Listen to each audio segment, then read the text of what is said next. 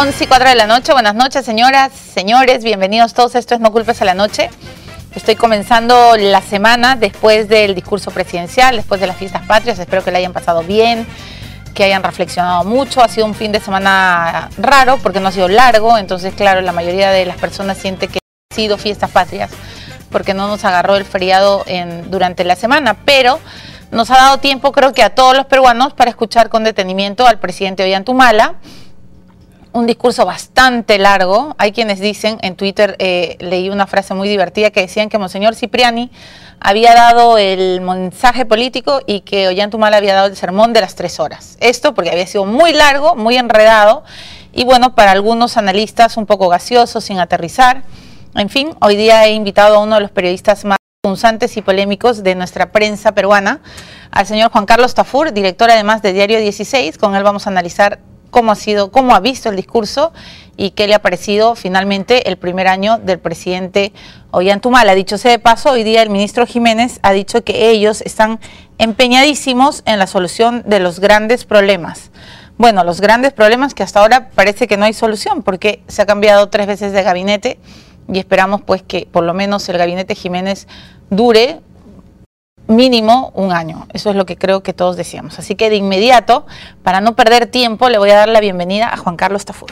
Buenas noches. Milagro, buenas noches. Gracias. Bienvenido. Por invitarme. ¿Qué te ha parecido, Juan Carlos? Primero así a calzón quitado, como decimos los periodistas. ¿Qué te ha parecido el discurso del presidente Ollanta? En las formas, espantoso. O sea, ningún consejo pedagógico te señala que sostener la atención del público 2 horas, y menos en televisión, que es por donde la mayoría de gente lo escucha. Y menos leyendo tanto, y menos ¿no? leyendo y leyendo mal. Yo creo que se ha perdido la oportunidad para dejar entrever lo que ya el cambio de gabinete anunciaba, que era un giro, si bien sutil o relevante, eso lo va a marcar, digamos, el año que viene, de todas maneras un cambio. La renovación del gabinete ya lo indicaba.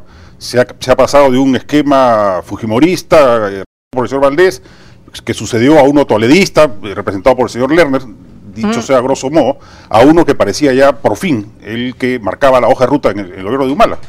De repente, el poco tiempo entre el nombramiento del nuevo gabinete y el mensaje, porque tú sabes que los mensajes es una suerte de compendio de lo que los ministros le envían al presidente. Exacto. Y esto se arma, digamos, pero alguien lo tiene que armar. En este caso parece que nadie lo ha armado. Y se lo han pasado al presidente y simplemente lo ha leído tal cual, porque no había ni orden ni concierto. Eso es lo que creo que genera esta sensación de confusión. O sea, que tú estás de acuerdo, Juan Carlos, con lo que acaba de decir el expresidente Alejandro Toledo, que Ollanta ha perdido la gran oportunidad de explicar serenamente, con amplitud al pueblo peruano qué es lo que pretende hacer. No creo que haya perdido esa oportunidad. Ha sido una oportunidad desperdiciada sin duda, pero si recordamos lo ocurrido en los últimos 10 años, lo que mejor han hecho Toledo y Alan García, en el caso de Toledo, los TLCs o el TLC con Estados Unidos o la eliminación de la cédula, en el caso de Alan García, la ley de la carrera pública magisterial, estas han sido las grandes reformas de estos dos gobiernos en estos 10 años. Ninguna de esas fue anunciada en mensaje presidencial. O sea, que esté o no esté en un mensaje presidencial no es indicador de que va a ser. Así es. Ok. Lourdes Flores ha dicho que ha sido como tú acabas de decirlo también, un mensaje muy largo, para ella ha sido aburrido, ¿no es cierto? Y que también ha perdido la oportunidad de explicar la hoja de ruta. Hay quienes dicen que Ollanta ya está entrando a la gran transformación. Entonces está otra vez esta duda de que ¿en qué estamos? No, de hecho yo creo que sí hay elementos novedosos en el discurso si uno ya lo lee con calma, digamos, cosa que lamentablemente pues solamente vamos a hacer los periodistas. El público común ya no se va a detener en hacerlo. Sí incluye elementos importantes. Este primer año nos la hemos pasado en una pugna feroz entre aquellos que están felices con que Humala no haya aplicado la gran transformación y el 15% que está muy molesto por lo mismo. Entre ambos han estado sacando la mugre este primer año, pero la agenda propia del gobierno no estaba marcada. En este mensaje, ¿qué cosa se ha puesto de manifiesto? Temas de educación, salud y seguridad. Las reformas institucionales de segunda generación que supuestamente en la hoja de ruta se consagran. Lamentablemente, reitero, soslayadas por la extensión y lo mal dado del mensaje. Pero yo creo que ahí está la esencia del segundo año. Ahí vamos a ver los grandes debates. Ahora, de repente fracasa, de repente están mal hechas, pero por lo menos ya está en el punto de discusión. Estamos discutiendo hoy si el reforma educativa es buena, si la reforma de salud es buena, exacto, si lo de seguridad o Fuerzas Armadas va por buen camino, etcétera, etcétera, ¿no? Antes de analizar paso por paso, digamos, los grandes temas del discurso, que yo también creo, como tú, que solo los periodistas estamos analizándolo y el público, bueno, tendrá que esperar un poco las acciones concretas. Te quería preguntar por lo que también ha dicho Keiko Fujimori. Ella dice que el presidente ha demostrado una falta de respeto al pueblo de Cajamarca porque no mencionó ni a Conga ni al conflicto directo que se vive hoy y que ha paralizado, y además que ha sido el responsable de 2 gabinetes. ¿Te parece acertado que Ollanta no haya mencionado a Conga? ¿Te parece una buena estrategia? Yo creo que es una buena estrategia.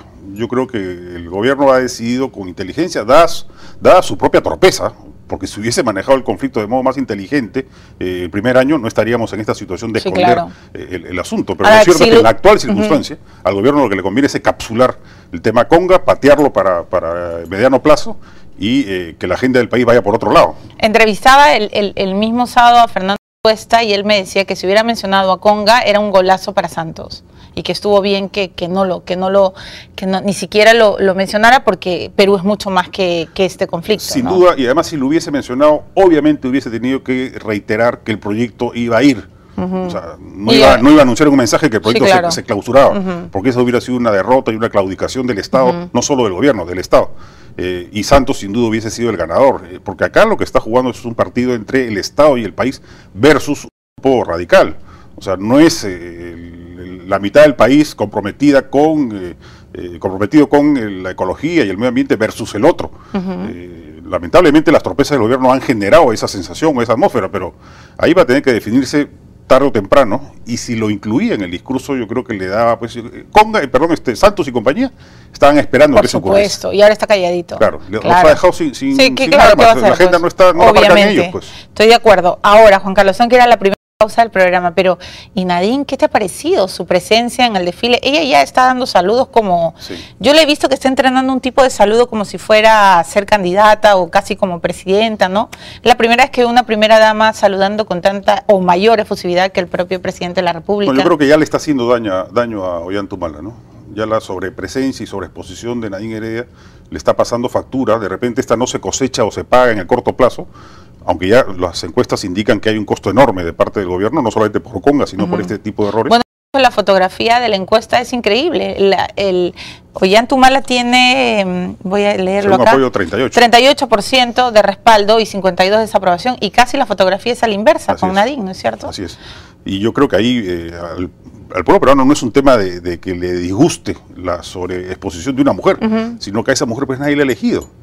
Y eso es claro. Ahora, más allá de la aparición pública, eventualmente el gobierno se puede manejar con agentes u operadores distintos. No, claro. Ahora, pero felizmente en el desfile, en esta segunda parada, digamos, en la que se estrena Ollanta, por lo menos ya el presidente del Congreso tenía un lugar a su costado. Recuerdas que el año pasado a Bogotá fue mandado atrás. Claro. Hay quienes dicen que casi se desmaya de la cólera porque parecer Nadine le había quitado el puesto, no lo sabemos. Pero ella decía un montón de cosas. Me cuentan que en el Te Deum, por ejemplo, por un tema protocolar, yo no tenía idea de eso. Cuando tocan el himno nacional, por protocolo se debe colocar la mano en el pecho. Claro. Yo pensé que era una opción, digamos. No, es por y varios ministros no lo hicieron. Sí. Y la primera dama se encargó de llamar al jefe de protocolo y decirle que les indicase que... ella fue misma la que ordenó. Así es.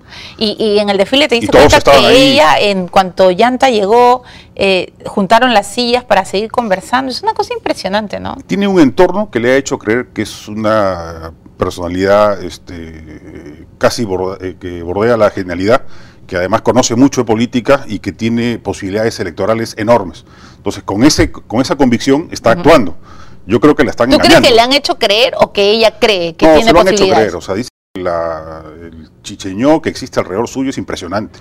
A mí también me han contado. Es impresionante, ¿no? Entonces, bueno, y que ella misma llama ministros, eso no es rumor, porque aparentemente sí sucede, que ella tiene mucho poder de decisión incluso en la elección. Yo creo que eso lo alientan algunos líderes de la oposición, particularmente Alan García y Keiko Fujimori, no es casualidad, porque creen que una candidatura de Nadine perjudicaría a Alejandro Toledo, con lo cual ella... O sea, quedarían en el tablero García y Keiko. Claro. O sea, pensando por qué, la pregunta es por qué Keiko Fujimori y Alan García han tenido frases condescendientes con esa posibilidad. Porque para matar a Toledo. Para matar a Toledo. y quedar ambos en el escenario final, digamos. Claro, ¿no? claro. Porque Toledo de algún modo disputaría el mismo escenario con Nadine y Alan García con Keiko Fujimori. Sí, pero y me voy a la pausa, pero tú eres un periodista con harta trayectoria, con kilometraje. En tu experiencia, ¿es la primera vez que ves a una primera dama, más allá de Elian, ¿no? Y de los problemas que tuvo con la prensa y con los peruanos, en fin, por sus declaraciones? ¿Es la primera vez que ves a una primera dama tan protagonista? De lo que yo tengo uso de memoria, sí. O sea, Violeta Correa, Pilar Nores. Pilar Nores. Bueno, Susana Iguchi se fue pronto de Palacio, ¿no? Claro, Pilar, perfil bajo. Elian Carp sí tal vez fue más conflictiva, tenía mayores anticuerpos que Nadine, pero no tenía tanta presencia. Ahora, de repente lo quiso tener, eso es lo que me cuentan, y algunos ministros no se dejaban, particularmente Pedro Pablo Kuczynski, ¿no? Que ni siquiera le respondía el teléfono, aparentemente. Pero dicen que Elian le llamaba. Así es. Sí, sí, sí. Pero en este caso le responden y le hacen caso. Esa es la diferencia. Ahora hay fotos divertidas, ¿no? Cuando Nadine lo coge de la cara, o sea, no, se pueden leer de mil maneras, ¿ah? Sí. La oposición puede decir que, iba a decir Elian, que Nadine está diciéndole cómo tiene que llevar el paso a Ollanta, y otros quienes dicen que es maravilloso que expresen tanto afecto, porque por primera vez tenemos una pareja consolidada en Palacio de Gobierno. Pero a mí no me importa que se besuqueen en público, se le haría bien al país, digamos, esas muestras de afecto. El problema es que se entrometen en decisiones políticas, ¿no? Muy bien. Porque yo creo que Ollanta ha ganado y él. Por supuesto, pero méritos. No hemos elegido a Nadine Heredia, aunque ella sea la cofundadora del Partido Nacionalista, ¿no? Muy bien, entonces me voy con esta frase. No me importa que se besuqueen en público con tal de que no se meta, no donde nadie la ha llamado, sino donde que no gane más poder que el que no tiene, porque la elección ha sido para Ollanta Humala. Estamos conversando con Juan Carlos Tafur, director de Diario 16, también tiene un programa en Radio Capital, y hoy día vamos a analizar con calma y con paciencia todo lo que ha dicho el presidente Ollanta Humala en su primer año de gobierno. Por supuesto, leo las preguntas en Twitter y en Facebook para Juan Carlos Tafur. Ya venimos.